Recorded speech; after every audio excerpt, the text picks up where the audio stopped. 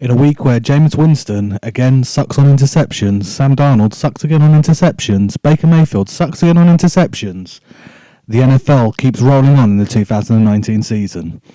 The Patriots continue their unbeaten season, as do the 49ers. Let's do this.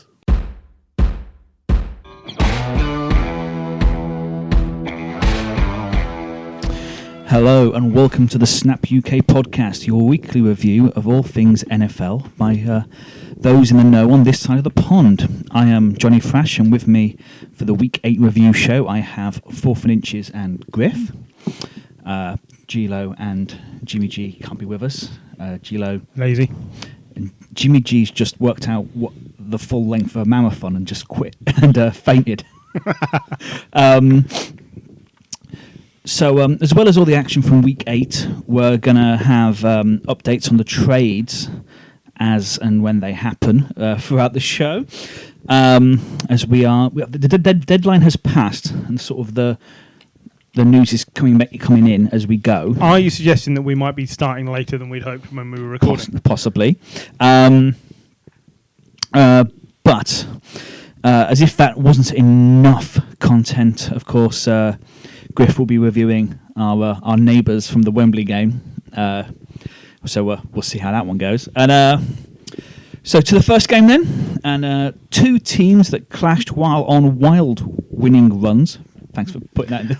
I couldn't have put that in better myself. That was excellent. Well done. The Panthers and the 49ers.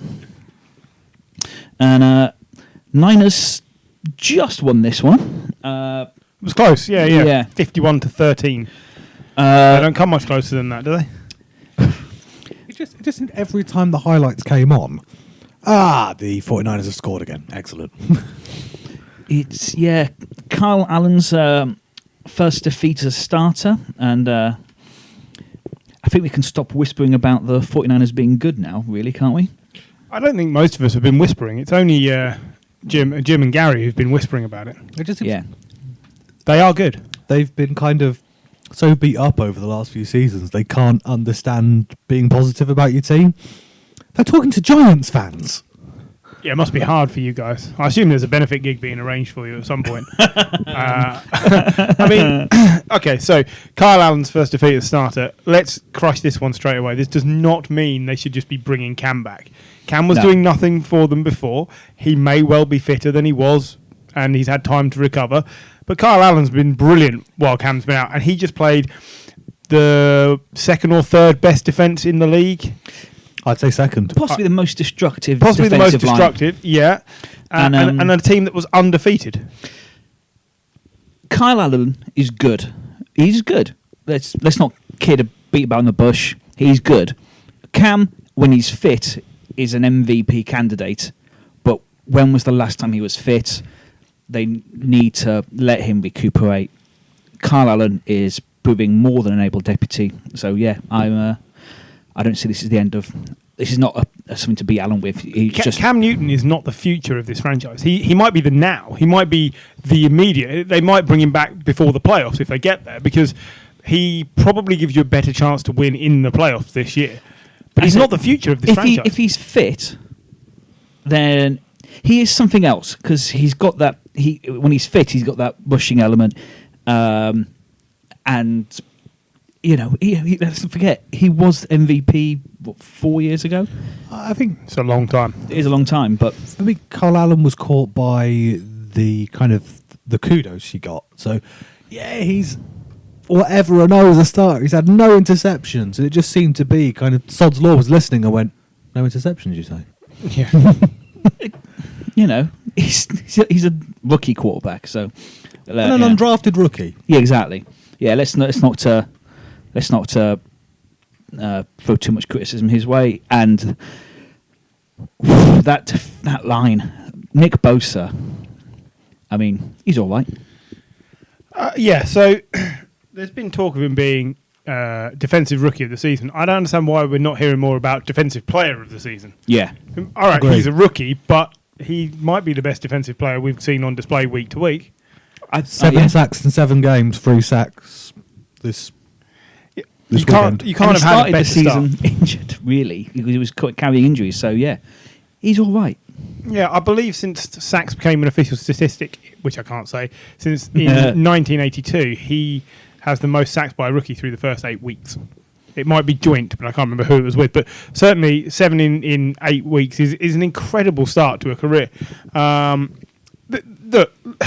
We've said it before, Jimmy G is not an out-and-out game winner at quarterback, but as long as he manages effectively and puts up okay numbers, this team are just going to keep rolling because the defence is just knocking people around. Jimmy G was 18 of 22, 175 yards. He's averaging 8 yards a pass. Yeah. You know, like he didn't have to go that far because the defence were just winning such great field position. And also, the game plan seemed to be, where's Tevin Coleman? There you go. Yeah, this was the Tevin Coleman breakout game, really. I don't think he'd had 100 yards rushing in a game this season. He had 105 on 11 carries. So that's nearly 10 yards a carry, 9.5, 3 touchdowns rushing. Yeah. I believe he had 1 receiving as well. Yeah. What more could you want from a man who was supposed to be second on the depth chart at the start of the season? And 4 rushing touchdowns? yeah, all right. You always want a little bit more. 2 receiving touchdowns? 106 yards. I feel you might be being a bit picky. Yeah, no, he was brilliant. It helped. He'll need to be, by the way, because Brader and Mostert are both missing practice this week with injuries that they picked up. Brader being injured is hardly a surprise, really, though, is it? I'd be more surprised if Matt Brady was ever fully fit. It almost comes as a surprise that his name isn't Matt Brader questionable, because that's all you ever see on Twitter. Hyphenated. Yeah, I mean, I genuinely thought he was Matt Brady LP based on how he appears on the fantasy app. But yeah, there must have been a case at one point. The Falcons looking across the 49ers score and thinking, Panthers. no, right. looking and thinking, shit, wait, did we keep the wrong running back? Well, yeah, We'll get onto them. I suspect so. I mean, it comes down to basically Kyle Shanahan. It seems to be able to design amazing offensive plays that run so smoothly without depending on any one player, right? Sean McVay, we've seen at the Rams, has been struggling without a go-to running back. Everything he did last year was Gurley-based, and as soon as Gurley fell off, they weren't the same team. Kyle Shanahan's coping without 2 of his starting O-linemen. One's a Pro Bowler, and one is brilliant and would be a Pro Bowler. Jerick McKinnon. Yep. They've got some nobodies at wide receiver. They had to bring in Emmanuel Sanders, who contributed straight away, which is how good the game plan is. They lost the weapon, Kyle Juszczyk, who's due back, and so is Joe Staley, the O-lineman. This team's only actually going to get better, and that should be frightening for other people. Yeah. I just think it might have been slightly overlooked. Everybody's so keen to have Belichick Coach of the Year, and actually Kyle Shanahan's doing a better now. That seems to be just quick. Yeah, exactly what you say. The Rams' plan seems to be Gurley. He's this fantastic franchise running back. If he's not available, we've got big fat guy. Yeah, is that where you were at the weekend? Yeah. No, it's brilliant. They seem like a team as well. They're all pulling in the same direction. Yeah. But a lot of this team have been through the hard times the last couple of years together, and now they're reaping the benefits of staying together and building that unity. George Kittle continues to be one of the best tight ends in the league. 86 yards off 6 receptions this weekend. And it's just the ability to distribute the ball round, run it with whoever's on the field, and adapt as the game goes on to whatever it is that you're being shown by the opposition. And frankly, the Panthers didn't show them a lot. The O-line couldn't keep Allen off the floor. He was sacked 7 times for a loss of 58 yards. Now, considering he only passed for 158 yards, that keeps him to 100 yards. That's an insane stat to bring up. Kyle Allen had been really good coming into this game. He shouldn't be judged on this performance. Christian McCaffrey still turned up, which shows you the O-line was doing something. 117 yards rushing with a touchdown. But they weren't concerned about him. In a Belichick-ish move, they decided, we're not going to take away McCaffrey. We're going to make you run everything through him and take away your ability to go through the air. Yeah. And that's what they decided to do. And it worked. The plan was brilliantly executed. This was one of the best tests so far for the 49ers. They played a reasonably soft schedule up to this point, I think it's fair. And we were waiting to see what would happen when they came up against a good team, a playoff contender. And the answer is a victory by nearly 40 points. Have you ever seen Luke Kuechly look so confused? Yeah, when He had a lot of concussion. Yeah, when he got his head smashed in a couple of times last year. But you mean Sans concussion? Yeah. No, I've never seen him look quite this way. Yeah, it was impressive. And, as well, they've got the experience there. They've got Richard Sherman, marshalling that defence. Richard Sherman, who's already putting his vote in for Joey Bosa to be... Nick Bosa to be Defensive Player of the Year. Yeah. Said he's brilliant. And also, he seems to be actually... He's making picks again. Yeah. Yeah, he seems to have seriously upped his game, which I think he needed to do if he wants to stay in the league, because people have high expectations of him. He has a high salary. You need to be productive. If the team is doing well, you need to be part of that. Otherwise, you're on the outside looking in and you're an expensive accessory. He's doing his job now, and it's paying dividends. People are having to play away from him again. Yeah. Only 2 completions against him. What, in this game? Yeah. Yeah, that's pretty good. Luke Kuechly, to be fair, had 9 solo tackles in this game and was by far the best of the Panthers defenders. But that isn't saying a lot because they did nothing. They could not get anything going on defence at all. Again, it shouldn't be a reflection on Kyle Allen or Riverboat Ron or anybody else. You've just come up against a juggernaut and one of the teams that you've got to be thinking is heading for the NFC Championship game. Well, their next 3 games are Cardinals, Seahawks, Cardinals. So you're thinking? I'm thinking at least 11-0. I'm thinking 11-0. I don't know if that then takes them to the bye, but yeah, the Packers. That's Ravens, the test. Packers, Ravens. The Packers game is the test. I don't think they'll have any problems. I think against Lamar. The Ravens. Saints, the season ends hard. Yeah. But if they've got 12 they'll wins... probably be already in the playoffs anyway. So, yeah. Well, let's move on from one NFC West winner to another. The London game, where me, Griff, and Gilo enjoyed a... Rather, actually, it was unseasonably warm for a Wembley game. Don't worry, there's always this weekend coming up. It's going to be cold. It's going to be cold. More packed than we imagined. There were rumours around that, and some people in the NFL UK Facebook group were spreading fake news with some photos that weren't exactly at game time. No, that's true. It looked like it was going to be a bit of a washout in terms of people turning up, but it was more or less full. It was more or less full. I think 85,000 they said, but yeah, we'll see.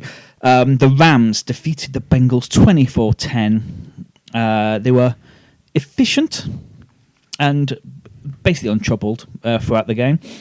Did we see some signs of life from the Bengals? At least in the first half.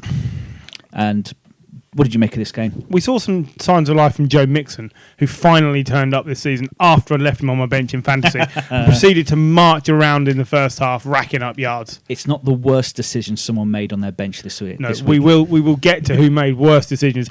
It's fair to say I was fairly peed off with myself for leaving him out, because I like to watch my players when they're playing in London, but I couldn't bring myself to start him because he averaged 7 inches a carry the week before. Yeah. So I've recovered a little bit. I tried while we were in the ground to trade him to anybody in our league who would take him, but everyone turned me down. So now I hope you tried to trade him for Jordan Howard with me. Yep. I'm not giving you my bench, RB. Look, Your WR4. I'd have probably taken an injured Darius Geis at the time. I was so cross. He was angry. I was well funny. Fuming. What a buffoon. Finally turning up the 1 week I've actually left him out. Look, this was a better game than we thought in the first half. And I'll say this off the bat. Andy Dalton is not the problem for the Bengals. Now, it's come through today that Andy Dalton on his birthday, 32nd birthday, has been dropped and will not be starting for the Bengals this coming week. Well, after their bye. I believe that they've got the bye, yes, because they travelled to London. Ryan Finley will be starting, the rookie. I think he was a second rounder. Fourth rounder. Oh, fourth rounder. Whoa. Look, I claim that I did call this. I said 2-3 games into the season, by the bye, he will be starting. because they have to see what they've got, whether or not they need to take a quarterback in the next draft, or is this guy the answer? It's the right decision, but do not think this is a reflection on Andy Dalton's play. He has put up, I think, the third most passing yards this season to nobody's. Yeah. Auden Tate and Tyler Boyd. They are not players who are going to get into many other teams. John Ross hasn't really been there. Hasn't No, featured. not at all. Tyler Reifert's turned up twice in the first 8 games. Yeah, he was impressive at the weekend. Yes, he was. He was very impressive. I'm getting on the defending Andy Dalton yeah. train. And I said before we turned up here this evening that if I was Bruce Arians on deadline day for the transfers, I would have been phoning the Bengals and saying, what's it going to cost me to take Andy Dalton off your squad? Because Andy Dalton, under Bruce Arians, would have a resurgence like Carson Palmer did at the Cardinals, and it would be a brilliant trade for the Bucs for the next 2 or 3 years. They would be relevant, like the Cardinals were. They haven't done it. Dalton's going to sit there on the bench. We may find that Finley is not the answer very quickly, or it might be that the Bengals win a couple of games, don't have to worry about getting a quarterback, and then they're set in the draft for who they want to take. For me, this is win-win for Cincinnati because Well, that'll be a first. they're back to back. Sorry, this will be Not loss, not loss. yeah. That's the one. So nothing's happening this season. They ain't get playoffs clearly. Then they get the first. So you've got Union.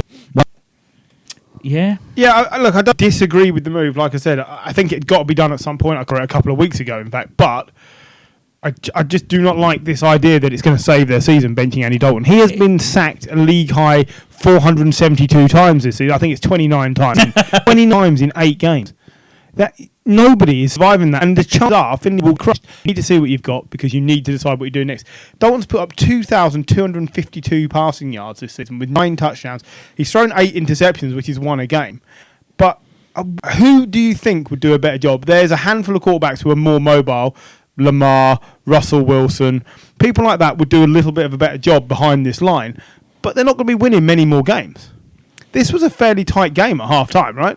Yeah. We weren't, we went into this thinking it was going to be a blowout, and it was 17-10 at half time, I believe. Yeah.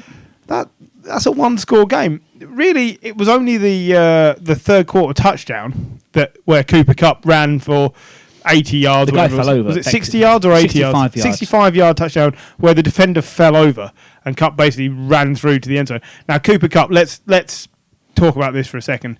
I do have a man crush on Cooper Kupp. 7 receptions, 220 yards and a touchdown. I take him in fantasy every year, much higher than anyone thinks he will go. And you also pick him for your Yes, NFL I do. fantasy team. And this is why, because half a dozen games a year, he is unplayable.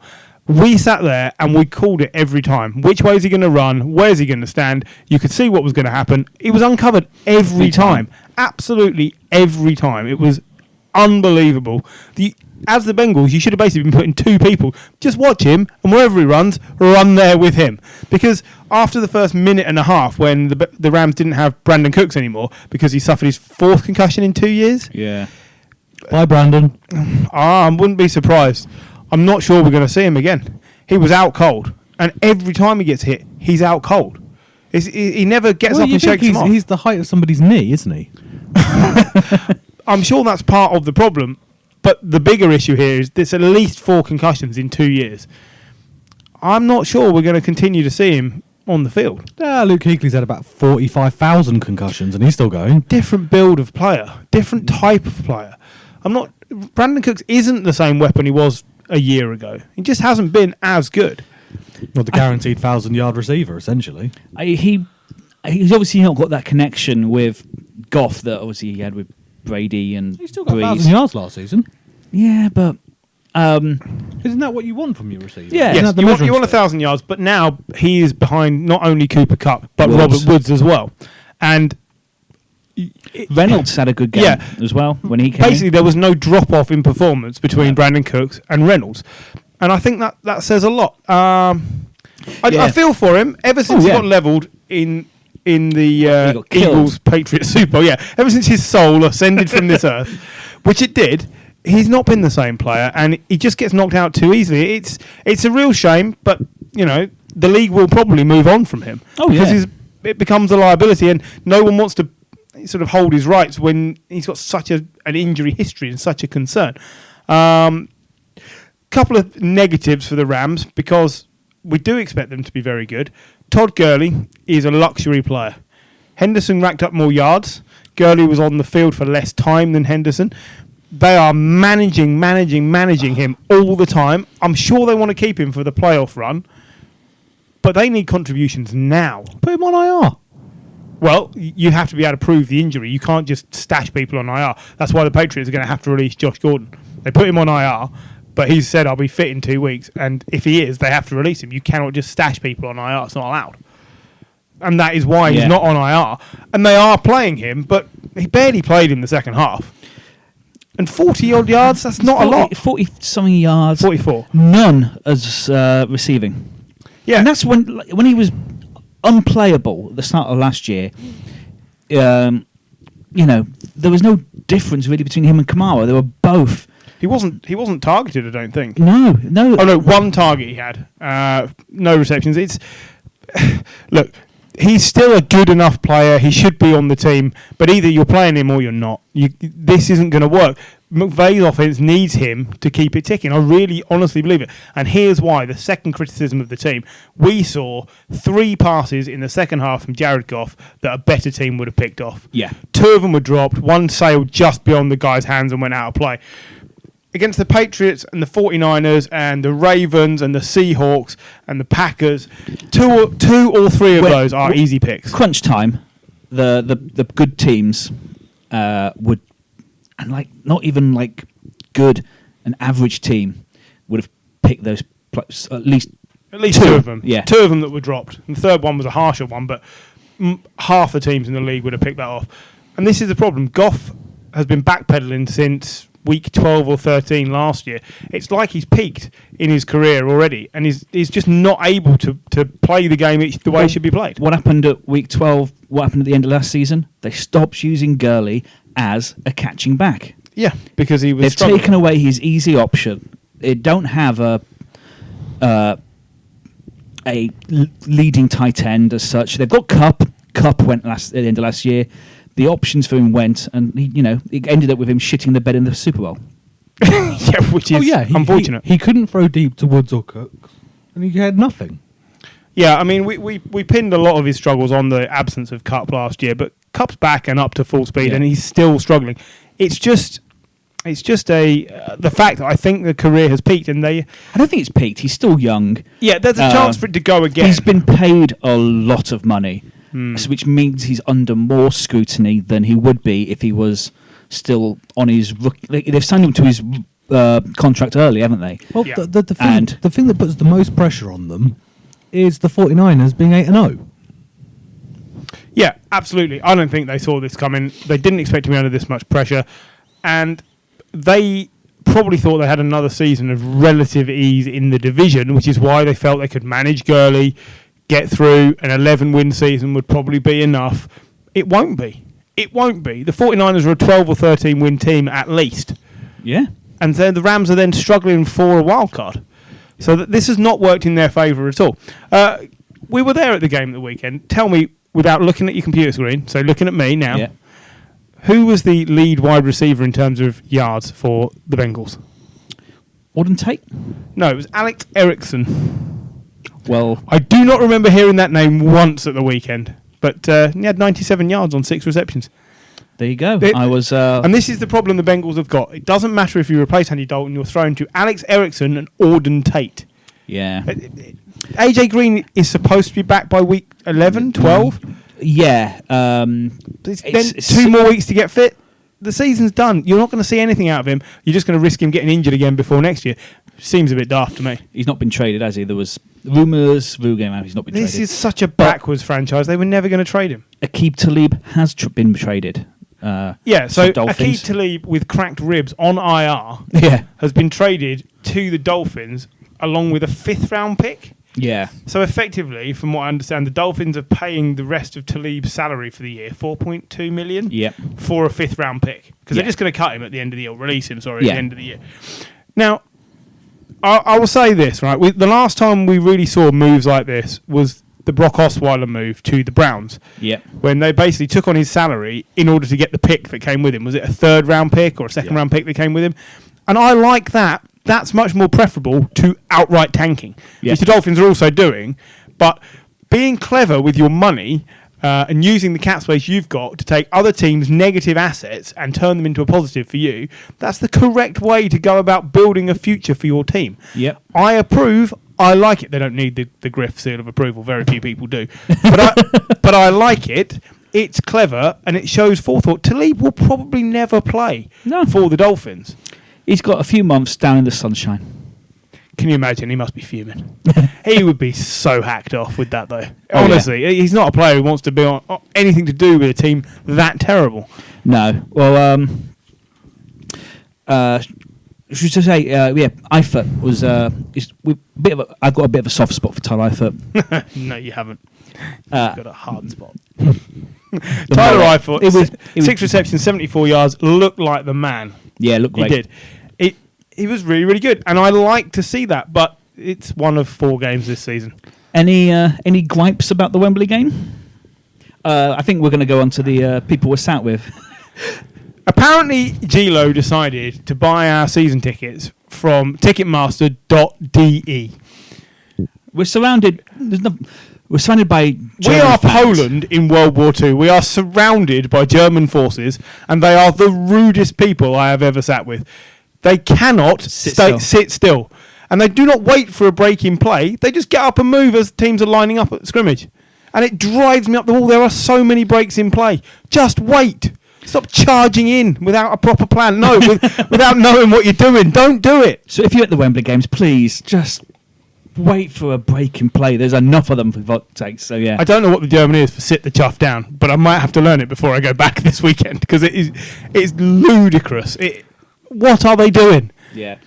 So should we stick with the NFC West? The Seahawks beat the Falcons 27-20, which once again a result that flatters the Falcons. Setz dich bitte. You say it's a result that flatters the Falcons. Sorry, this was a result that the Seahawks needed to win by a larger margin. They are scraping wins. I think all of their wins bar one are one-score wins this season, and it's not enough. They were 24 points up. It was 24-0, and the Falcons won the second half by 17 points. 17 points. 20-3. Yeah, that's insane. Now the Falcons. This is a Falcons team without Matt Ryan, who's the second or third most passing yards and has a dozen touchdowns this season. They played Matt Sharp in his first start for 3 years.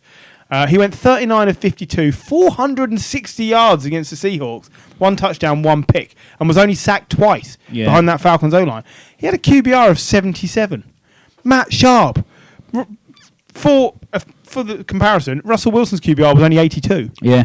That was Matt Sharp, who hadn't started a regular season game in 1,421 days. Exactly. It's absolutely nuts that the Seahawks couldn't do a better job of putting the Falcons away. And this is what Pete Carroll does. Build a lead, let the other team back into the game, and hope that you've already got enough and you're not overworking your players.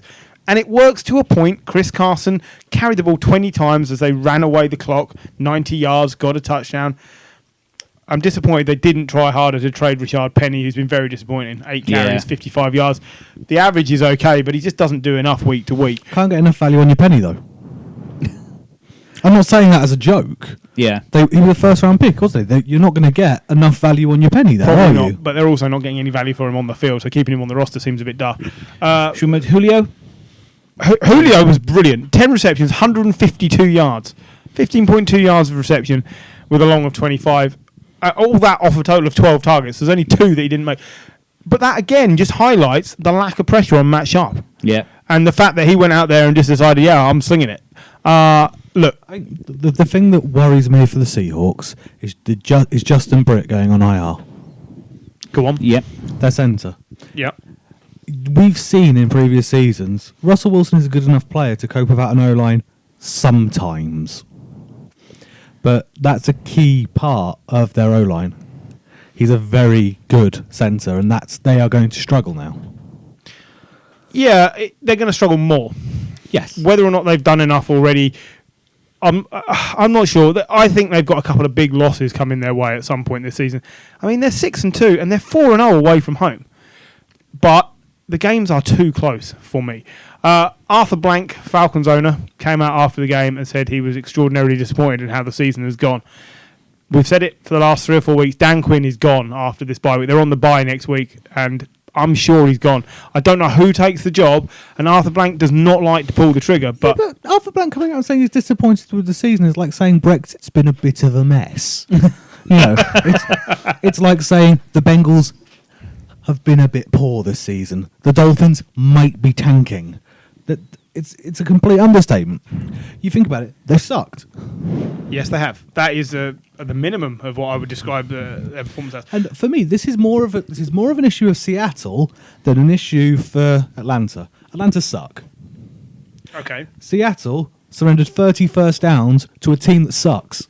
Did they really? With wow. a ancient, decrepit quarterback slinging it around the field. Someone who hasn't played for 1,000. So in the time that the last time he started a regular season game, my daughter wasn't born. Yeah. She's just going to college now. The Falcons, by the way, she just graduated university. Falcons, by the way, could have had this even closer. Matt Bryant missed 2 of 4 field goal attempts and was then cut for the second time. Bearing in mind they released him before the season started. 44-year-old Matt Bryant cut by the Falcons. He's a legend in Atlanta. He's been cut. He's very quickly going to be signed by the Patriots. I am sure they should probably be trying to do that right about now. Look, it's all over. Young Hui Koo, The Korean missile is the new kicker for the Falcons. It is all over. They will have a new coach. But this team still has talent, and I find it so hard to not believe that they can be better than this record. The right coach can make an instant impact, I think, because the pieces are there on offense, and you've just got to stay ahead of the game because the defense is decimated still. The other disappointment still week to week is Freeman, 13 carries for 39 yards. That his career there could be quickly coming to an end if they can't find a better way to use him. He used to be an all-round back. I mean, he had 63 yards receiving, but this is a guy who was regularly getting near the 200-yard mark a few seasons ago, and now he's doing nothing. They're a team that could have gone in for a penny. Yes, they could have. That would have been a useful addition, considering their second running back is Brian Hill, and their number 3 is Kenyon Barner. Remember him? You shouldn't. He was on the Eagles a few years ago. Yes. God, yeah. Tyler Lockett continues to impress. 6 receptions for 100 yards. Yep.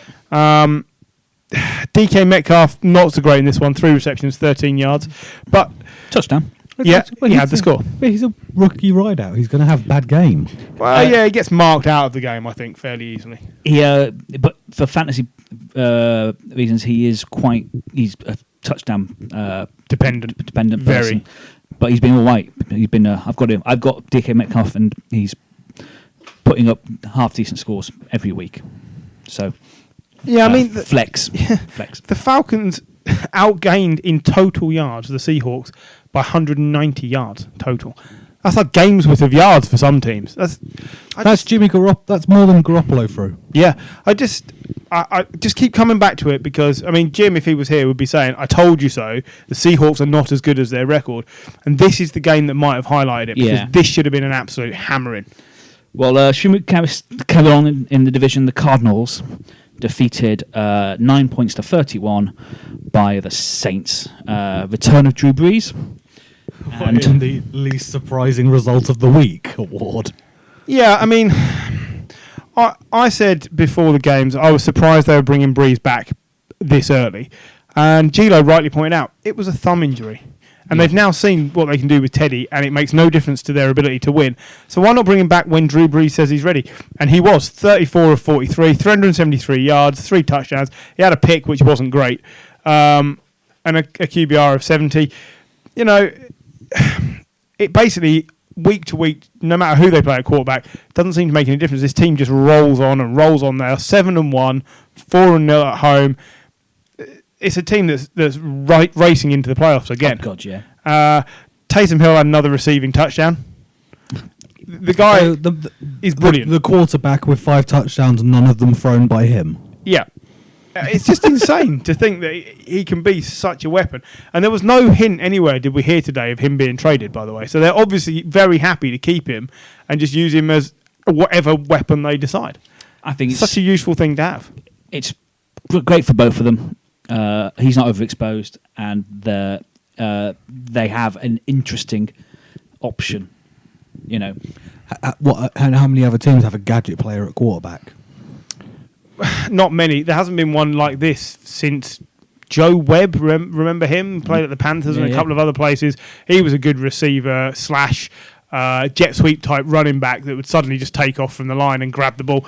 But he wasn't this explosive, and he wasn't this touchdown heavy.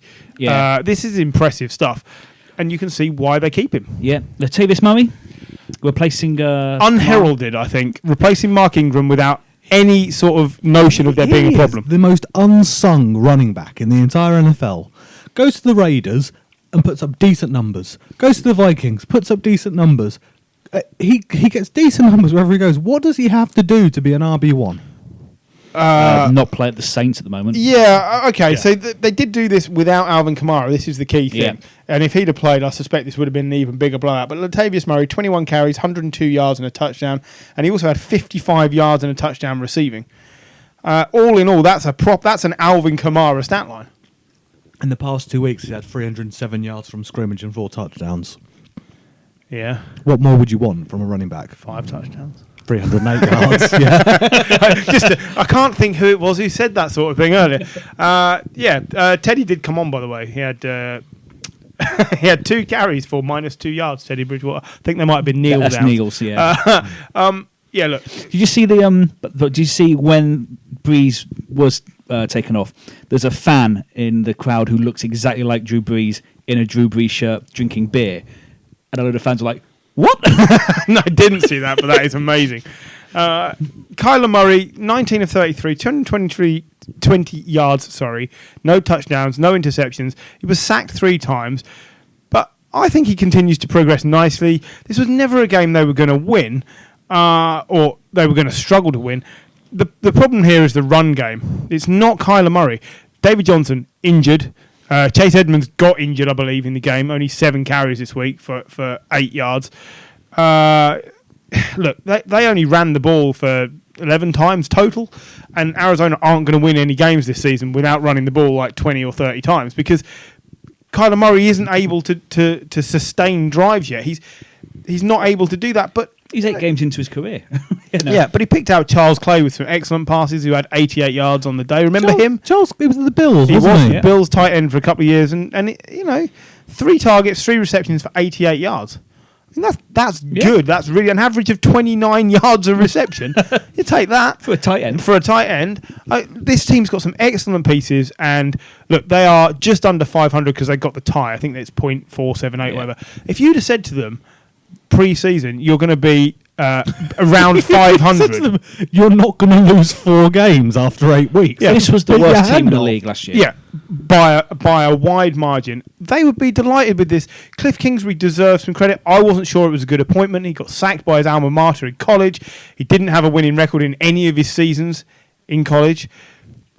I don't think he could have done any more with this team. The defence is still not good, but the return of Patrick Peterson has been really helpful, obviously. They have Kenyon Drake as well now. And they traded for Kenyon Drake because that's where I was going with the fact that all their running backs are injured. David Johnson, who you said has been a real fantasy blowout, really is not.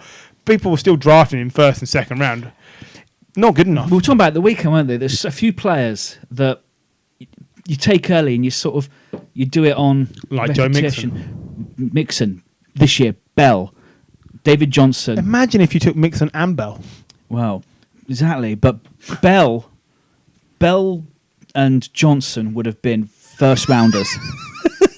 I was really trying hard not to put those two together, but I couldn't.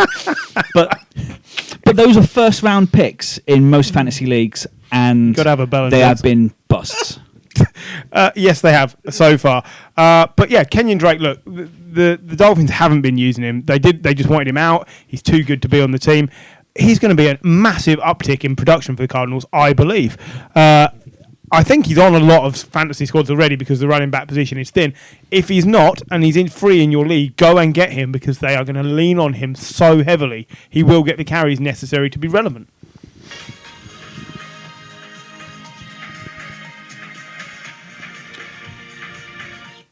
So, breaking news, the Pats have not signed Matt Bryant.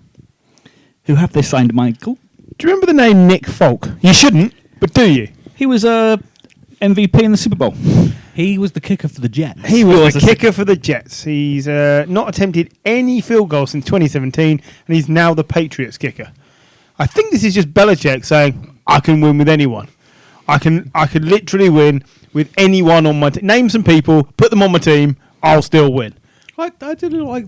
What a disappointment. When you played the Jets, it was just him kind of smirking on the sidelines when you were doing encroachment penalties and stuff like that. I love this side of Belichick. It's just kind of, yeah, I'm going to win anyway, so fuck yeah. He's just on the phone. Mr. Kraft, yeah, should we just sign Dustin Diamond? Yes, he was Screech. What do you mean he's busy? Nick Folk, I don't care. When has Bill Belichick been Vince McMahon? I don't know. At least in my head, that's how he works. I would rather have had Oscar Pistorius as our new kicker, frankly. Boo. Nick Folk is a bad player and will be cut so quickly. You've already got Michael Slater as your gunner. You don't need Oscar Pistorius. It's so lucky that no one listens to this podcast. Well, shall we move on to the actual football? Green Bay Packers travelled to Arrowhead to face a Mahomes-less Chiefs and came away with a win. Many predicted, I guess, but not necessarily in the way most had foreseen. Aaron Jones is good, isn't he? Yeah, he doesn't get enough yards rushing, apparently, but he had 67 of those. And then when you add in the 159 receiving yards on 7 receptions... He's not having a very good season, you see. He's average. I've heard compared to how he's doing... Average is what I've heard from certain people. He's not doing anything different to what he's done in previous seasons when he's been an average running back. Yeah, disappointing. But no, he was brilliant. So, over 200 yards on the day from scrimmage, 2 touchdowns. Frankly, it was a brilliant performance. Equalled only by Aaron Rodgers, 23 of 33, 305 yards, 3 touchdowns. Got sacked a fair bit for a guy that was playing the Chiefs again, where we normally say they don't have much of a pass rush. They got sacked 5 times, but they've had a hell of a pass rush in the last 2 games. Last 2 games, they've been much better. and again, what highlights how good Rodgers has been recently is the names of the people he's throwing to. It's Jake Kummerow, Alan Lizard, Jimmy Graham, who's been rubbish for a long time, Jamal Williams, Mercedes Lewis. Marcus Valdes-Scantling only had 1 reception. 2 weeks ago, he had like 189 yards. This was revolving door of receivers. This has all been done without Devontae Adams. And most of them aren't even receivers. No, exactly. Do you remember when Breeze was throwing to like Keith Kirkwood?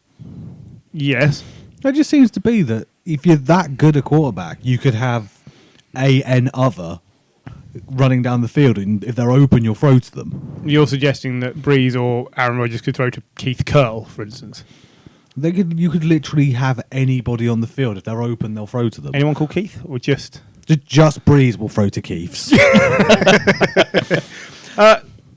Before we move too far on from brilliant, that's actually part of the collective bargaining agreement of the NFLPA. I get mocked roundly for my like of Matt Moore.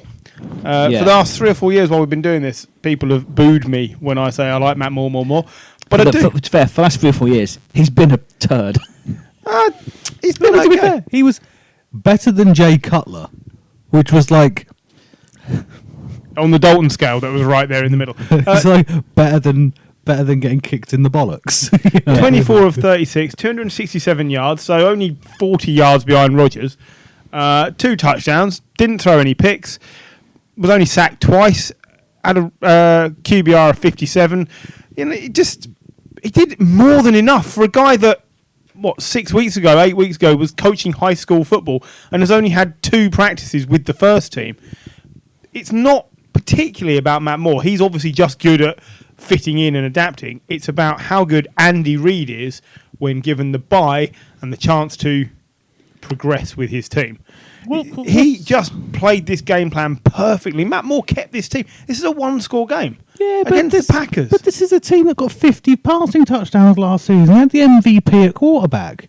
You'd expect them to be competitive if you had a cabbage at quarterback. You would, but did you think Matt Moore was going to rack up 76 yards to Tyreek Hill, 63 yards to Travis Kelce, 55 yards to Merkel Hardman, 45 yards to Sammy Watkins, who only turns up once every 4 weeks? So let's take those 4 players you said. Yep. Sammy Watkins, 3rd overall pick in the draft. Yep. Tyreek Hill, 1,500 receiving yards last season. Travis Kelce, over 1,200 receiving yards last season. Merkel Hardman, one of the fastest players in the draft out of this season. Yeah, absolutely. So you can throw into Alan Lazard. No, and that's true. I don't doubt that with the opposing cast, Matt Moore doesn't look so good. But the point is, with what he's I don't think Mike's saying that Matt Moore is as good as Aaron Rodgers right now. What I'm saying is... Because Jim isn't here. What I'm saying is... The point I'm getting to is, just imagine what they would have done if they'd have planned effectively for a backup.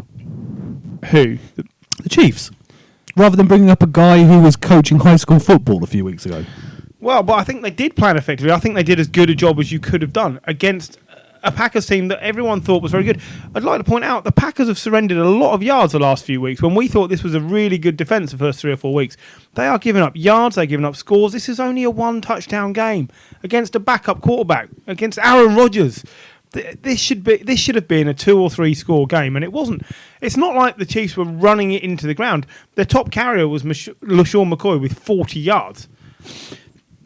It's on one side you've got an A-class quarterback with B-list receivers. An A-class game manager with B-list receivers, yeah. He's one of the best game managers going. Oh no, absolutely. I think he's back.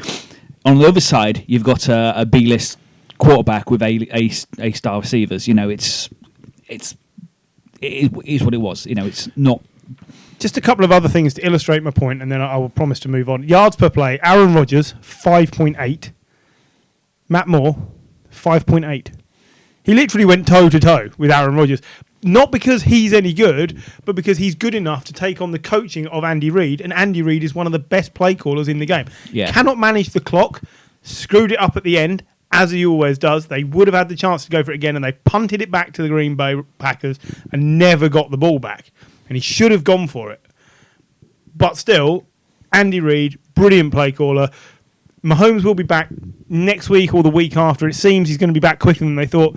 This team, they may well lose another game, but imagine what they would have done to the Packers had they had Patrick Mahomes. Yeah. Mahomes just seems to be phenomenal. So he even does being injured better than other people. It turns out he's double jointed and he hasn't actually dislocated his knee that at all. Didn't damage any of the ligaments, did he? Yeah, it just turns out his knee's made better than other people. Well, there's a surprise. Did you see LaFleur go to Breeze for the winning drive and just turned around to Rodgers and went, "Go win the game." Yeah, go win the game. Yeah. I did see that. I did see that. Lovely. And it's the right thing to do because that is what Rodgers needs. Someone to say to him, yeah, it's on you. Go do it. He wants the trust, doesn't he? Yeah. You know, he wants... Well, he sees that as respect. Yeah. And that's what he needs. I'm still slightly concerned that the Packers' defence is giving up more yards and touchdowns now than they did at the start of the season. Wondering if maybe teams have started to figure them out. And a bit more will be on Rodgers' shoulders, but as long as it's not as heavily based on him as it was the last 3 years, they will still be an all-right team. They will still be good enough to make a long run into the playoffs, and you're probably looking at San Francisco against Green Bay Packers at the moment in the NFC Championship game. Yeah. I think you're forgetting about a certain New York Giants. Yes. Yes, I am. We should be forgetting them. Before you move on, we laughed at the receiving core for Aaron Rodgers, and fair enough. But the 4 names you mentioned, Hill, Hardman, Watkins, and Kelce, as a 4 receiving players, how good is that compared to everything else in the leagues?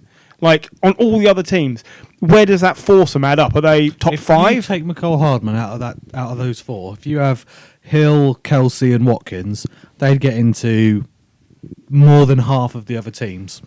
And yet I think Hardman is second only really to Hill there. I think Hardman has been brilliant this season. Oh, I agree with you, but just in terms of reputation, previous form, all those stuff that come into it. So it's a fairly good receiving core is what we're saying. And, I just think with Mahomes, this game would have been a one-score game the other way. I think it would have been 38-31 to the Chiefs. That's the difference I think he makes. Oh, yeah, definitely. At least what Moore has to do is just keep them going now. And Mahomes looks like even if they lose, the confidence shouldn't take too much of a battering because they're running teams close. and then when Mahomes comes back, you pick up where you left off. Yeah, so a team that won't be pushing Green Bay in the playoffs, the Bears. Another kicking fiasco, losing 17-16 to a pretty awful Chargers team. A moribund Chargers team. The problems for the Bears are obvious, so why do they seem reluctant to acknowledge them? Because they spent a first round draft pick, number 2 overall, on that problem. Yeah. And Trubisky is the problem. They did look better under Chase Daniel because they were better under Chase Daniel. They have to move on. It's over. It's done. And I am blown away that they didn't try and get a quarterback in the trade deadline day. When you got Beathard and Mullins sitting at San Francisco, neither of them playing, both of them counted much better than Trubisky last year. Dalton, the Bengals, isn't playing.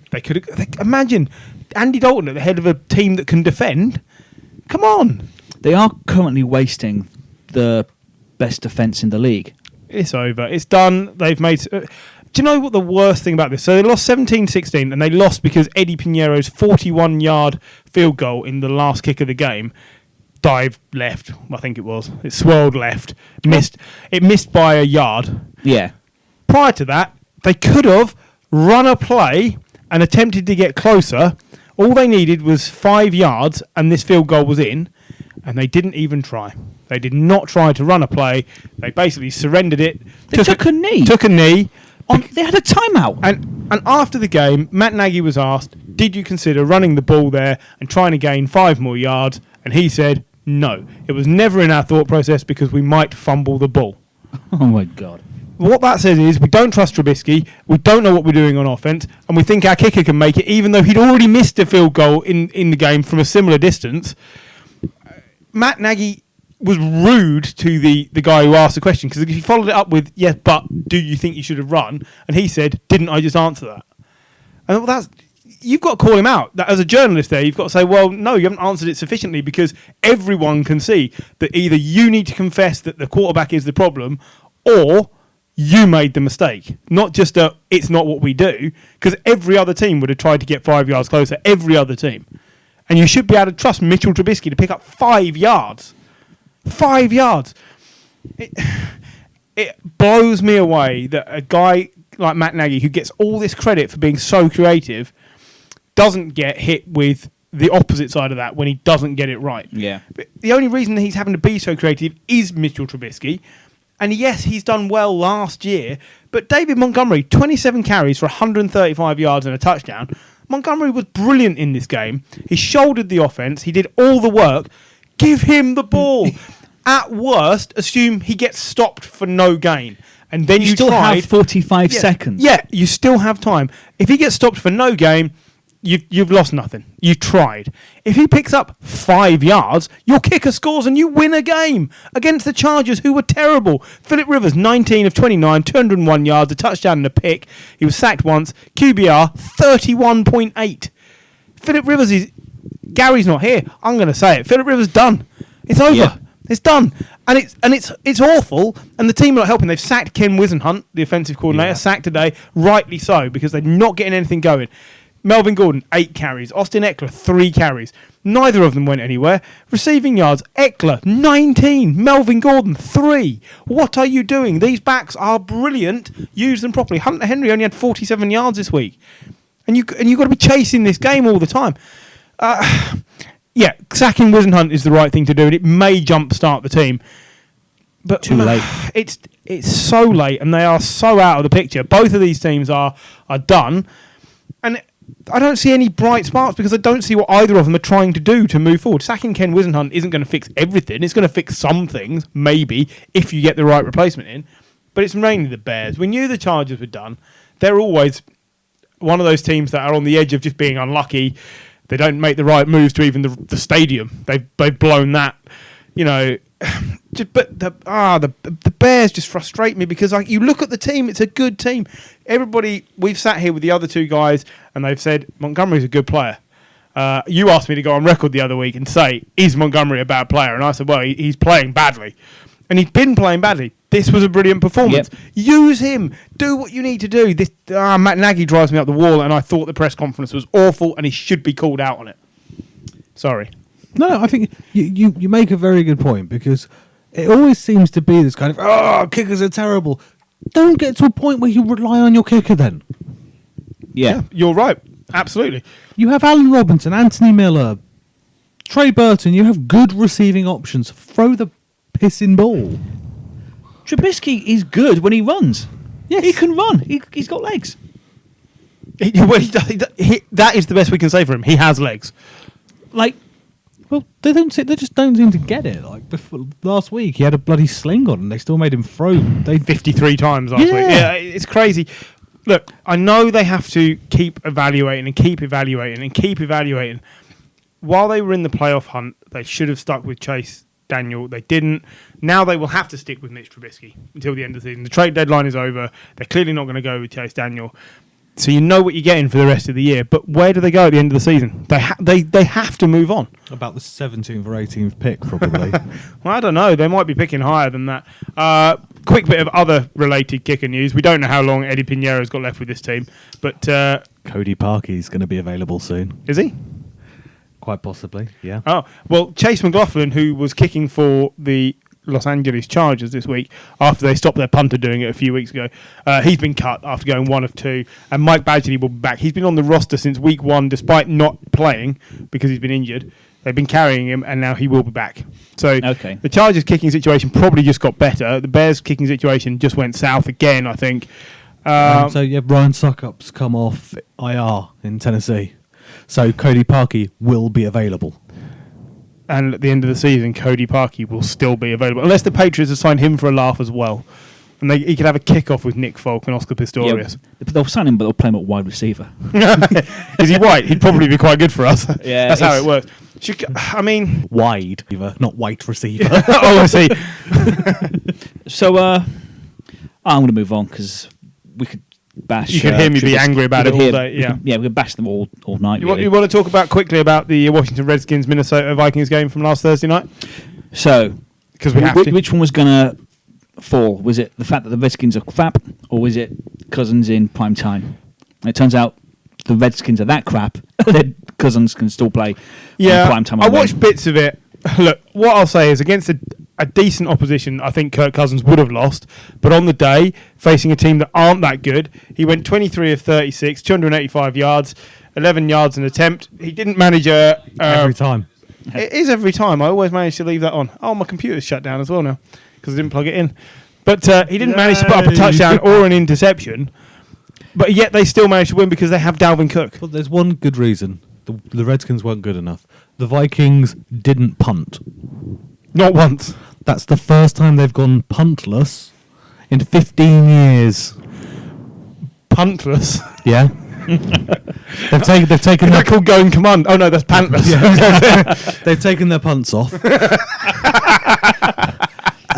But this is the thing. You scored you personally. They scored 19 points and they didn't have to punt once. I assume the Reds were just a bunch of punts, were they? Oh, I mean, it does seem to be just kind of, well, let's let Adrian Peterson just move up the charts. Well, Case Keenum got knocked out of the game with a concussion. Dwayne Haskins was allowed to throw the ball 5 times, completed 3 of them, and threw a pick. It's so bad. Haskins may be better than we're seeing, but the coaching staff is not doing enough with him, and he's getting thrown into bad situations because the team is not able to keep one player under centre. To think I love though is everybody was going at the Giants after the draft. And, you should have got Haskins. Oh, how stupid you were because you didn't get Haskins and Sweat. And they're making Haskins sweat. Well, let's talk about the Giants because they. No, you're right. They were defeated by the Lions, 31-26. Jones is a rookie quarterback still. He has some impressive stuff. Yeah, 12 turnovers and 6 starts, yeah. Yeah, stuff. The fumbles are an issue. Fumbles. Speaking of Kirk Cousins before, as we were, the fumbles are an issue, but look, at least he's showing that he belongs in the NFL. He's, Yeah, did he have 3 touchdowns? Not many. I think he's one of 4 Giants rookie quarterbacks in the entire Giants organization history who've thrown 3 touchdowns in a game in their rookie season. Eli was definitely one of them, and the other 2 I think might be so long ago that I don't remember their names. But look, I think he's all right. I don't know what else you would expect to see out of him on a team that's not packed with talent. Golden Tate, though, hey, he's improved the team since he come back. Yep. Wasn't sure about the Golden Tate signing, but honestly, I don't think he could have done any more. Considering Sterling Shepard is not there to draw coverage away because he's still recovering from his concussion. I've been impressed by Golden Tate, and I think the Giants have got a lot of hope for next year based on what we're seeing. Darius Slayton. I was about to say Darius Slayton as well. He's an impressive son of a Gun. Yeah. Yeah. I mean, Golden Tate is getting more yards per game than Beckham. Well, yeah. Well, that's mainly because Yeah, but mainly because he's not being forced to fight with everyone else. Daniel Jones is throwing it to one of his receivers and not the other team. Well, yeah, there is that as well. Look, if this was good for the Lions, they basically hung on to win this game. They were well up, and the Giants came back, but it was good for the Lions to be able to hang on. We said they got to find a way to win tight games, and they did here. It's important not to waste what you've got left in Stafford. Now, they're not going to be a playoff team this year, but they get 2 or 3 more years out of Stafford. He's playing at a really high level, and they need to now show that we're a team where players need to come to be able to win. I just think they are a team that's next year. I'm interested to see what the Lions look like. Yeah. Well, Next year, I think the Vikings won't be the team they were. The Bears don't have the cap space. Well, the Bears are just a massive question mark, aren't they? well, yeah, the question mark is Mitchell Trubisky. We need to stop poking the Bears, don't we? Yeah. I'm not sure we do. The Lions are in need of a running back, though. Yeah. And it concerns me that trade deadline day has passed and we saw no running backs go there. Now, CJ Anderson, 1,000-yard rushing Super Bowl winning CJ Anderson, still sitting at home. Could maybe come off his sofa and help out. But look, they've got Paul Perkins, ex of the Giants. Terrible. Yeah. Kerryon Johnson, who was their lead back, now on IR, as we heard last week. J.D. McKissick, ex of the Seahawks. Yeah. Not great. Not great. Another Johnson. Ty Johnson. Ty Johnson. Got to have a pair of Johnsons. He was picked up in a lot of leagues. And then didn't start because Tra Carson. Yeah. Like, there definitely feels like there's some letters missing there. But Tra Carson started, and it was not impressive. And Stafford needs a running back. We know this. Because up until when Kerryon Johnson came into the league last year, Stafford had been struggling wildly without a running back to help him out. So I'm really surprised they didn't go out and get somebody. But maybe they feel the season is over and it's not worth giving up any sort of collateral to replace Kerryon Johnson, who'll be back next year. Yeah, they're not going to overtake the Vikings. They're not going to overtake the Packers. Just, yeah, take your licks. It seems... Yeah, I think they were in for Kenyon Drake, and basically they got outbid by the Cardinals. For the Giants, they've acquired Williams to help the defense. Yes, from the Jets. From the Jets. A man who doesn't have to move house goes to the same stadium on a Sunday. Yeah, That's a win, surely. Yeah, I mean, at least you know he's going to turn up in the right place. Look, he's a... I wouldn't say he's an impressive player, but he seems to have bags and bags of potential. It's going to be interesting to see if he immediately has an impact in improving your team, or whether he's part of pieces. Whether you need more pieces, you can't just rely on him. I've done an awful job of saying I don't think he's enough to jumpstart your defense. No, but this off season is going to be spent building that up. So You look this at helps. what the 49ers are doing. Hey, the Giants are nowhere near what the 49ers were doing, but you bring first-round talent into your defense. And Do you remember before this season started, we were saying it'd been such a long time since the Jets were a better squad and a better team than the Giants? And right now, I think the Jets would kill to be the Giants. the thing that amazed me is the bad management of the Jets. So with Leonard Williams going, none of their 2015 draft people None of the 2015 picks, are on the squad. No, because that's how bad they were. And to be fair, the Giants have nothing to lose from this because he's got $6 million left this season. Yeah, and then he's a free agent, isn't he? Jets are paying $4 million of that. Yeah. Look, it was a worthwhile gamble to take, and if they can extract all of that talent out of him and piece him together with some other players, he will be good enough to make a difference next year. So the Browns travelled to Foxborough on Sunday and endured another difficult day at the hands of the best defence through 8 weeks that the NFL has ever seen. Eventually losing 13-27 against the Pats. So what... I wrote this just after lunchtime today. Yeah. And the first thing I put here was, what's stopping the Pats? How long before Mike Nugent is cut? Because he's terrible. Turns out about 4 hours. About 4 hours after I wrote it, yeah. That's why I was so devastated that we haven't signed Matt Bryant, because I think Nick Folk is not Matt Bryant. And this is the one thing that could slow the Patriots down, is that their kicking game is suffering without Gostkowski. They've proved you don't need an offense.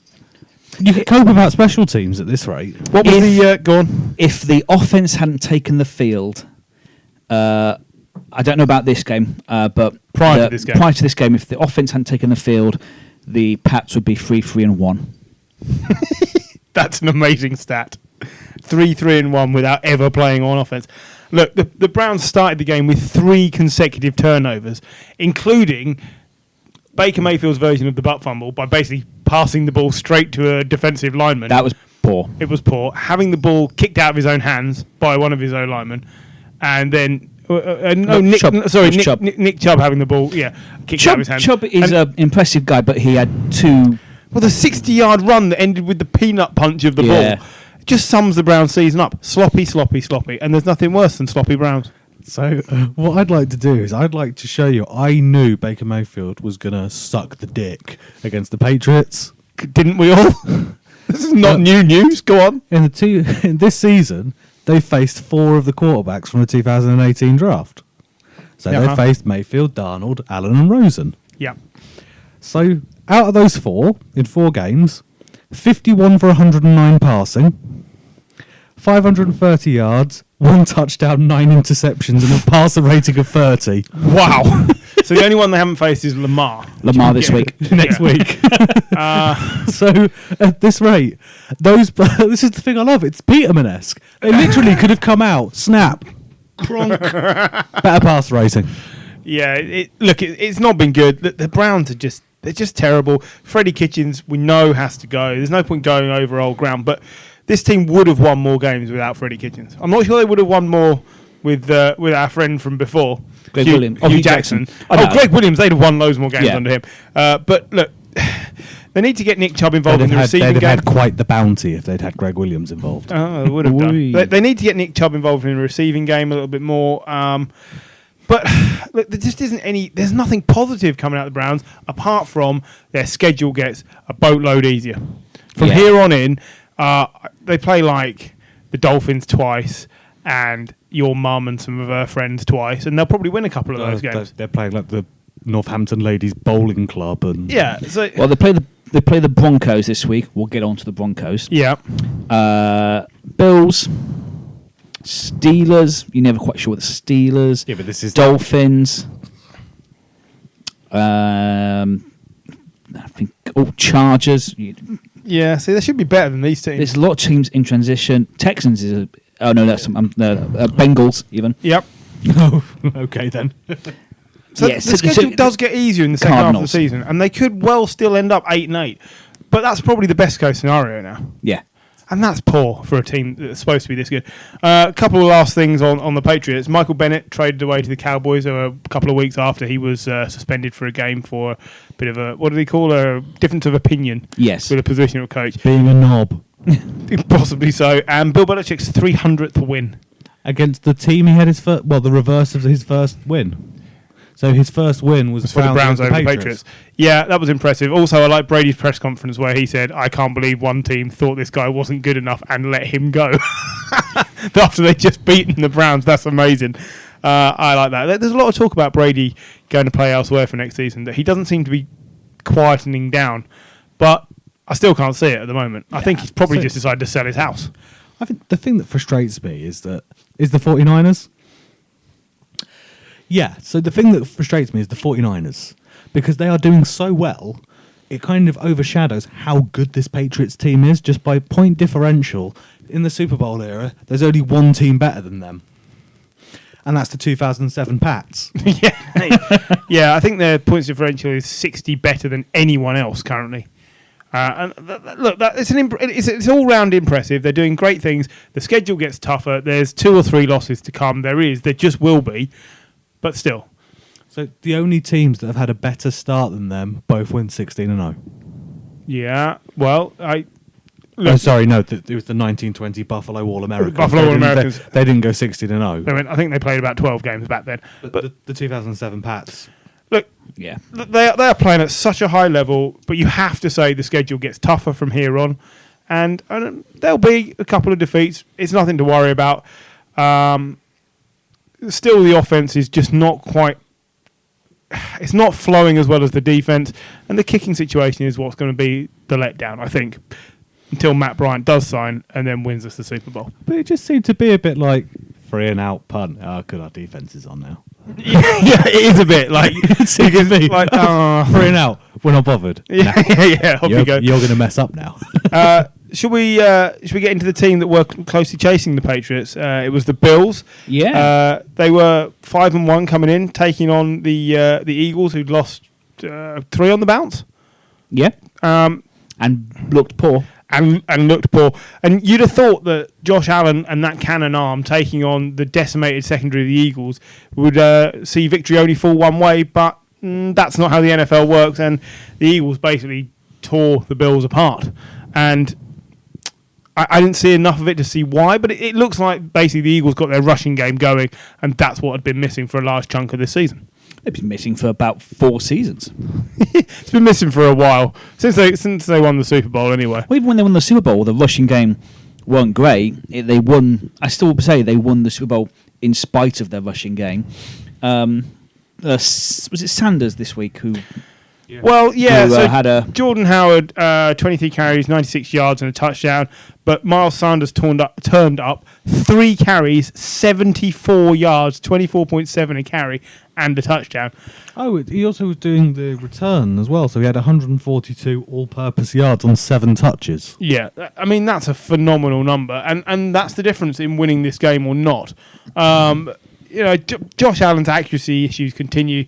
He was only 16 of 34. Didn't throw any picks, which is great, but he overthrows receivers by miles. I mean, a couple of times Brown and Beasley were free and easily clear of the nearest man, and it's 5 yards in front of them. They got no chance. There's no go-go gadget arms on these players. And this is the problem. I really like Josh Allen when he came out of the draft. I said, of the 5 2018 first-round pick players, for me, he was the best. The arm was brilliant. There is no accuracy, and until someone coaches that into him, they have a problem. It is coachable, though. It should be coachable. He seems to be the only one that took the bull by the horn. Well, the bill by the horns. The bill by the horns, yeah. He seems to be the one that kind of, all right, if I'm going to start, I'm going to do this. Yeah, he definitely... I mean, look, there's been no question of benching him since he started. He's good enough to win in the league, as he has been. Well, who's the backup? AJ McCarron? He's all right. I think. Wow, I really hope that's wrong. Otherwise, I'm so sad.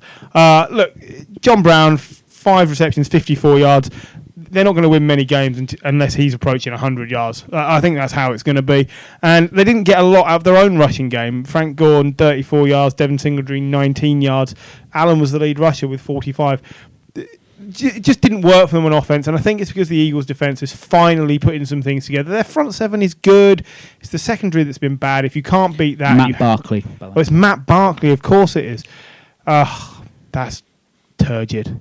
He turned up for 1 game last year. He turned up for 1 game this year, I think. Davis Webb is on the practice squad. Never mind. So, yeah, Josh Allen is safe. You would think so. Yeah, look, the Bills are now 5-2, 2-2 at home. It's an easy win in the division for the Patriots, but the Bills should still be good enough to make the playoffs. I really think this team has so much talent, and they're going to lose the odd game like this, but they're still going to be effective against a lot of the teams they come up against. Just in that division, you've got 4 wins from the other teams. From getting on a bus. You know. Won 4 games getting on I'm the bus. still And I not- think they're good enough. I think they're beating a lot of, they've beaten. I'm still not Giants sold on and- the Eagles though for the playoffs, even though they're 4-4 and they're not that far back in the division. Is it one game back in the division? Yeah. Just Yeah, but the NFC East isn't getting two teams out of it. I can't see the Eagles at the moment. I can't see the Eagles beating the Cowboys to win the division, and I just don't think they'll be one of the better second place teams. I can see them beating the Cowboys, but I can also, you never know with the Eagles. They've been up and down all season. It depends which team turns up on the day. So, should we move on to... Speaking of teams that are losing in the AFC East, Yeah. Jets... lost 15-29 against the Jags. Jags. And the Jags are winning best trolling of the season by far. Oh, by country a mile. mile. So they not only dressed Jackson DeVille, who's their mascot, in a sheet to replicate a ghost, not a Ku Klux Klan member, Yeah. a ghost. They also then played the Sam Darnold blooper reel to the Ghostbusters theme tune on the big screen in the stadium, which is amazing and seemed to work. Darnold did nothing. Look, he was completely outplayed by Gardner Minshew, who is John's least favourite quarterback, but still, he outplayed a first-round pick from last year. Yeah, Minshew is not a bad player. I'm just sick of the mania. Yeah, and that's fine. It's what we wanted from Jacksonville, though, was Fournette to come back, because Oh, Fournette yeah, he has. being a solid running back made Time Man of the Year. There you go, Gary. Blake Bortles, decent. He's making Gardner Minshew Make him decent. viable. Let's not say decent. You don't get to the championship game unless you're decent. But do you not Viable. think in this game it was crucial that Saxonville were well on their game? Darnold was sacked a further 8 times for a loss of 51 yards in this game. He holds the ball too long. He's far too indecisive. The throws are there. Players are getting free, and he is not picking them out. And they do not lean on Le'Veon Bell enough. No. Do not forget, in before the season started, Adam Gase did not want Le'Veon Bell. He said this was not my choice. And he's not using him. 9 carries. 9? Well, there was the rumours earlier, wasn't it, that they were looking to trade Bell. We heard that earlier today. And That's insane. 9 carries and 3 receptions on the day for easily the best player on your team. Come on a now. generational running back. Well, that would be like having Aaron Rodgers as your quarterback and only letting him throw 4 passes. Yeah. You cannot win like this. It is insane. Adam Gase should be one and done and out at the end of the season. He is not an NFL level coach. Just not. He might be a really good coordinator. He's not an NFL level coach. Do not ruin Sam Darnold. He is a great prospect, but he is treading water for all he's worth at the moment. And somebody needs to come, put an arm around him, and say, "It's okay. We can exercise the ghost. You can take it on the chin, laugh it off, go on the telly, make a thing of it. It's fine. Get on and do what you're good at. You are a talented player." 218 yards, 21 of 30 for 2 touchdowns, but 3 interceptions. Again, Minshew had 3 touchdowns and no picks. Yeah, but there's no shame being picked off by AJ Boye. No, there isn't. I'm not suggesting there is, but the picks are not great throws. And he is seeing the ghost still. It doesn't matter that I think we should make light of it because I think that's what he needs to do. But it's still a fact that he's not being coached well enough to get through that. And the Jags knew what they were doing. Wind him up and see what happens. And the answer is he falls apart. Fournette was brilliant.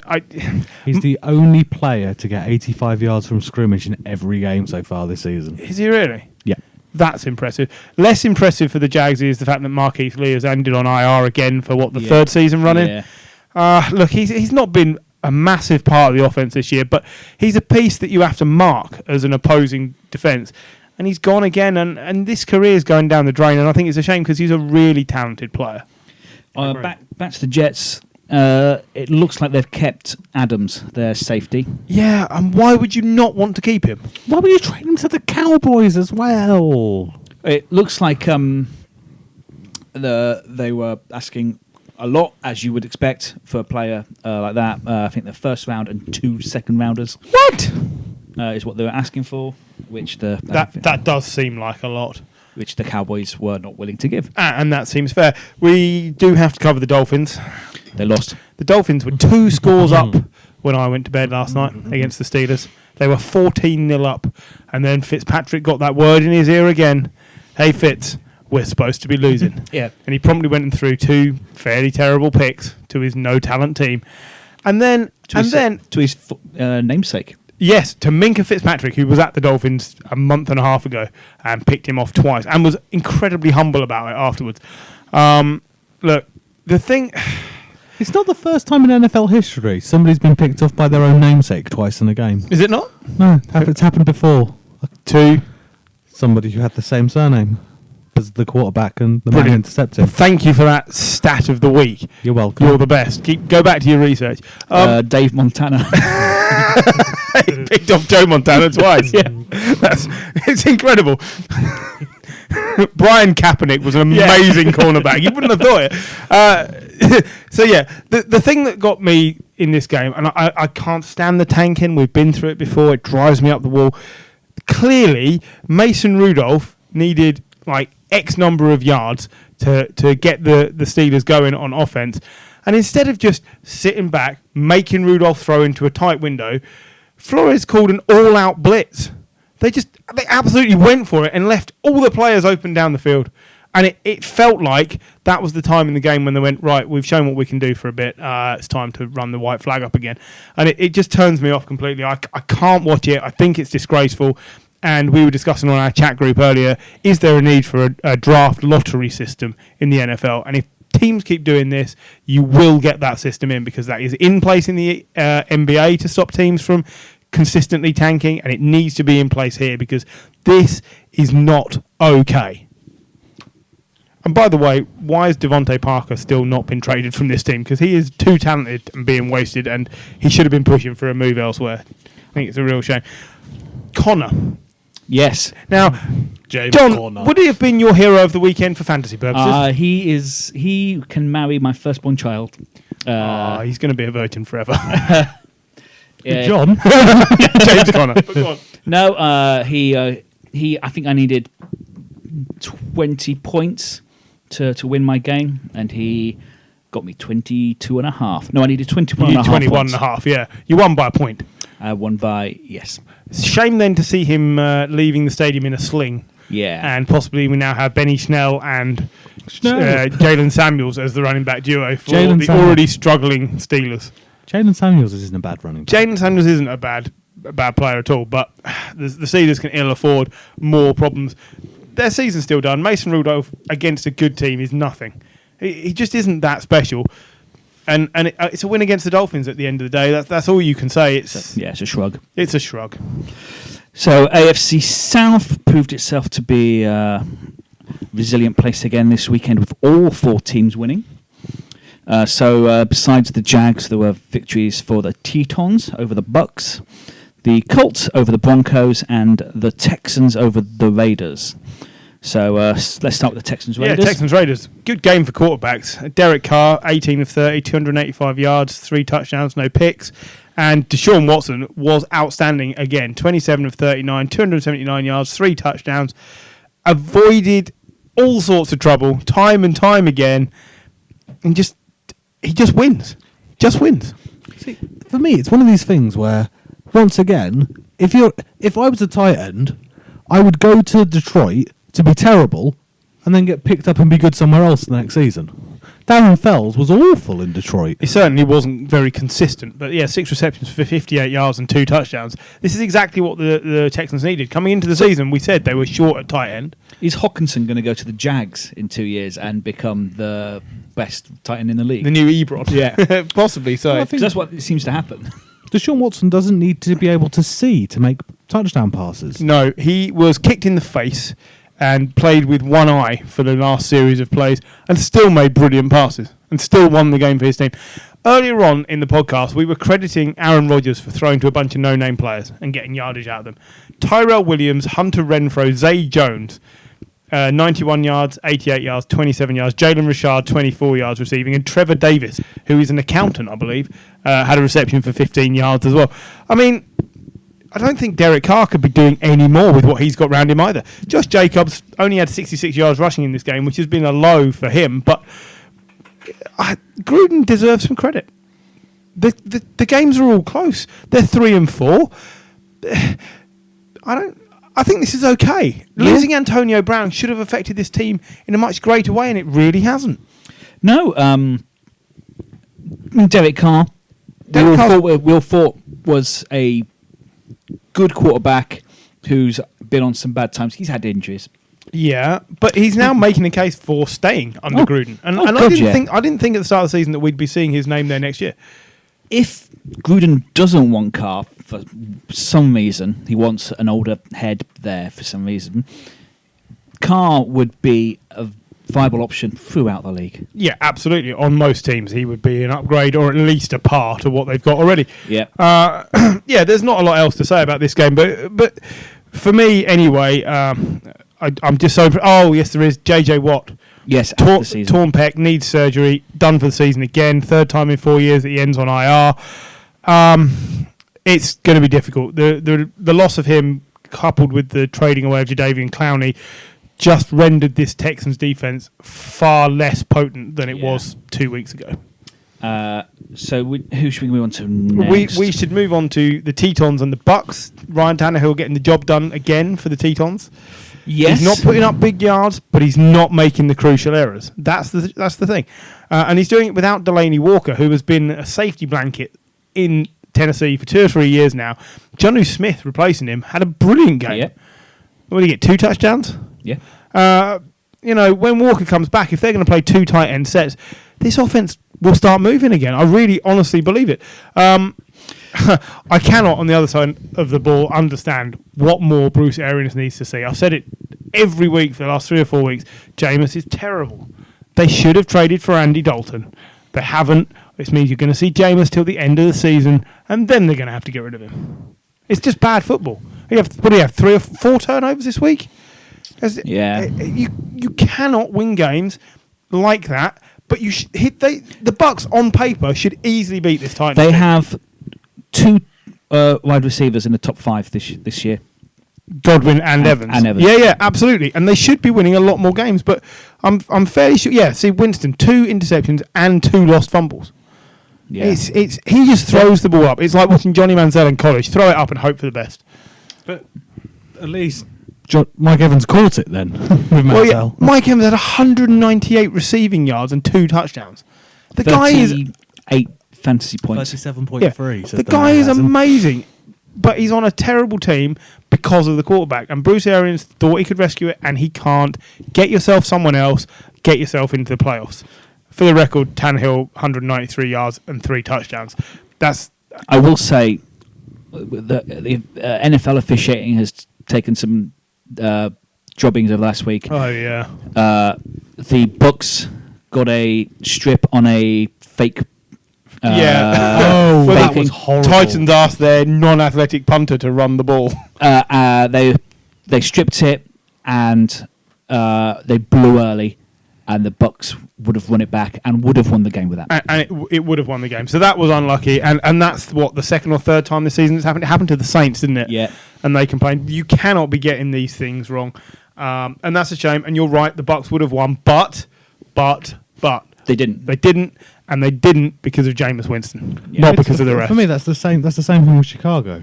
You can't blame it on one decision. Get to a point where you don't have to rely on one decision. Absolutely. Colts and Broncos. The Colts won 15-13, and they won because Adam Vinatieri, who'd missed an extra point and a kick in this game, nailed a 51-yard field goal, and it won the game. But also because Jacoby Brissett avoided the safety, the sack in the end zone from Von Miller, and threw a brilliant game-icing pass. And what a catch by T.Y. Hilton there. Absolutely incredible on the sideline. Look, I said it last week. If Luck was playing like this, we'd be lauding it. Brissett's playing really well. Yeah. It's an odd action that he's got, and he only had 202 yards, but this is Denver's defense. He did fine. Joe Flacco came out after the game and called out his coaches and said, why are we not going for it? What are we doing? We look like a team that should be 2-6. This is not okay. They look scared. That's what I think basically saying. And then we find out that he's out for 5 or 6 weeks with a neck injury. Several people came up with reasons for that neck injury. Yeah, because he needed to wind it in. Yeah, well, that was one of them. I felt it might be because that's where his head's attached to, which holds his mouth, and somebody may have just chopped him in the neck. Just been strangled by his head coach. Yeah, various reasons. He's now out. Is it much like Ramsey's back injury? No, I don't think so. I think it's don't forget he's struggled with his back before, so I genuinely think he is injured, but he needs to bear in mind he is also part of the problem here. He may not be the entire problem, but let's not pretend that he hasn't contributed to this issue that they've got, where they don't feel confident going for it because they don't have enough weapons. Getting rid of Sanders last week was the white flag. They were never going to start going for it. Brandon Allen, is that the guy that's coming in?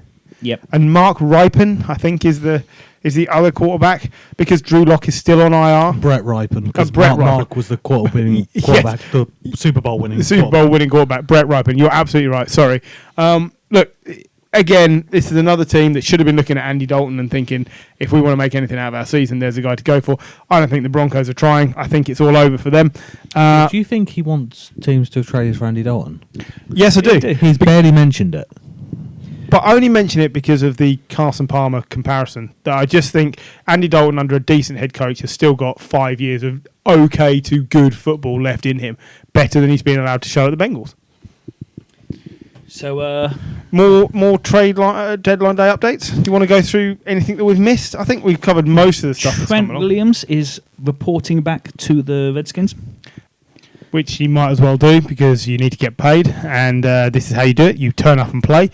Other than that, we've covered most of the things. It's more about what teams didn't do. There was a lot of talk about Jamal Adams going. He didn't go. There was a lot of talk about Josh Norman being traded from the Redskins. Yep. Didn't go. It's because teams want too much for players who are not producing at the moment, especially in terms of Josh Norman, who's never been the player he was back at the Panthers. You know, I feel the non-movement of AJ Green from the Bengals sums up the Bengals. They are not a franchise prepared to do anything to make themselves better, and it's so disappointing and such a Bungles thing to do. Yeah. I mean, should we move on to fantasy? Because I think we've done trade. Quickly, our fantasy league then has 2 players at the top on 5 and 3. 6 players on 4 and 4, and 2 players on 3 and 5. Hello. Hello. But what a tight league. Normally at this point in the season, I'm at the bottom on 1 and 7, and everyone else is miles above, and then there's somebody at the top who's even further ahead of those. I've stopped trying by now, usually. Well, you know. And I did this week because my tight end was inactive. Yes, I saw that. But you still won, didn't you? By 30 points. Well done. Thank you, Mr. Evans. You're feeling a bit smug about that, are you? You should be. Yes, because... Hello, Steve. Which teams are on the bye next week? We have... It'll be the Bengals. Bengals and the Rams. And then there'll be a couple of others that I haven't yet looked up. But in terms of picking up players for fantasy, you need to make sure you've got Jalen Samuels in case Conrad's Falcons. out. Oh, Falcons. And so no Falcons players you should be playing. But yeah, you need to make sure... Saints. Make sure you shout it. Saints. Okay, so there'll be a lot of Saints players to try and make up for. Matheson, if nobody's got Matheson at the Vikings, they keep resting Dalvin Cook once they're ahead. Go and pick him up because I think he could be contributing. Good Lord, Week 10's going to be fun. Oh, yeah, that's when everybody's off. Broncos, Jags, Texans, Patriots, Eagles and Redskins. At least we know in advance who's off that week. And then the week after, the Giants, the Packers, the Seahawks and the Tetons. Yeah. Yeah, it gets tricky around that time. Anyone you'd be looking to pick up? I'm looking. The aforementioned Jonnu Smith. I'm looking to pick up Slayton from for the Giants. Yeah. I don't know what the prognosis for Sterling Shepard is. Yeah, no. That's a problem because his snaps will go down once Shepard is back. The thing I'd say to you is just, hey, I'm 3 and 5. Don't have to listen to anything I say, but I picked up the 49ers defense in our league. What? Nobody had got the 49ers defense? 2 weeks ago, nobody had the 49ers defense. I picked it up for free. I got the Bears and the 49ers defenses. Well, if only you could play them both. you probably wouldn't be 3 and 5. Well, 49ers defense is probably going to be better now because they're going to be on the field less. Yeah, I mean, this is it. It's honestly, it's amazing. Just have a look at some of the free agents available. You will be surprised sometimes. There is value on in defense, and positions where you can probably go week to week, judge it by matchup. Yeah. What about tight end? Tight end's always a tricky one. Not Jared Cook or TJ Hawkinson because they're utter disappointment. Darren Fells is available in our league, as is Jason Witten. They are numbers 8 and 14 in the tight end rankings. So, at least for our mates who listen to this, they could go and pick them up. After we have, Trey. Yeah. O.J. Howard, a lot of talk about O.J. Howard getting traded. He's not. And Jameis, he's got a connection with Jameis, semi Cameron Brate, if O.J. Howard is still struggling with injury. It's a really tough. It seems to be tougher this year than it has been since in the last 5 years. Tight end, unless you've got. I'm still even Zach Ertz and Kelsey are struggling. Yeah. Basically, unless you've got Kittle, then there's really not much. Darren Waller. That's Darren the Waller. smug man on the left of me, Darren Waller. I've got Darren Waller, and I've got my old faithful Delaney Walker, who I keep just for when Darren Waller's not playing. But I believe he's gone through the bye now, so I can probably move on. Speaking of moving on, yeah, we ought to be racing towards the end of this podcast, I suspect. Yeah. So thank you for listening to the Snap UK podcast. Find us on social media. We're on Twitter at the Snap UK. We're on the Facebook at the Snap UK podcast. We're on Instagram at the Snap UK. So see what we look like before we go to Wembley games. Of course, yeah. Me, Griff, and Gila will be at the Wembley game again this weekend.